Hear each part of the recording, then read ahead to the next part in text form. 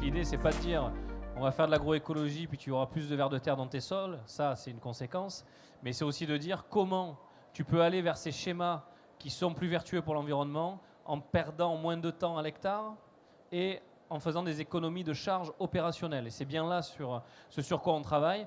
Et donc ces formations-là vont donner les bases du fonctionnement du sol aux techniciens, mais aussi la traduction de comment je fais pour avoir un meilleur sol, par exemple, tout en ayant des itinéraires techniques qui sont robustes et qui vont permettre de dégager de la valeur ajoutée à l'hectare.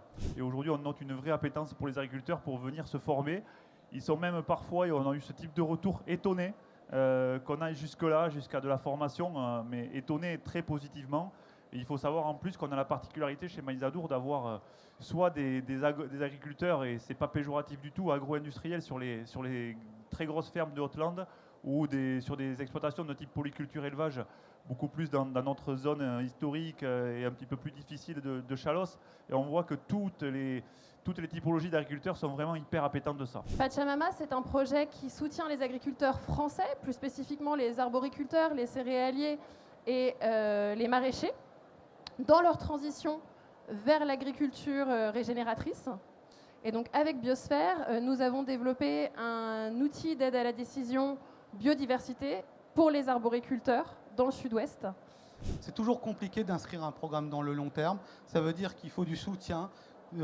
Tous les partenaires, tous les acteurs que je vous ai mentionnés, il faut qu'ils s'inscrivent dans le long terme, du financement dans le long terme. Donc ça, c'est un vrai travail de fond. Et ça produit en revanche des résultats qui sont très concrets en termes de pesticides, en termes d'autonomie, en termes de santé économique. Et globalement, ce modèle économique, il a coûté environ 8 100 € par an par exploitation.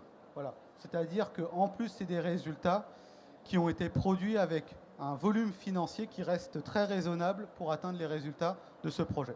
En 2022, Biosphère a fait un diagnostic sur les 3 aires de production de vignes, donc Armavir, Aïgavan et Tavouche en Arménie. Et donc l'objectif de ce diagnostic a été de comprendre les pratiques agricoles des agriculteurs, des viticulteurs, de voir les freins, les leviers et de créer une roadmap pour pouvoir développer des projets de viticulture régénératrice.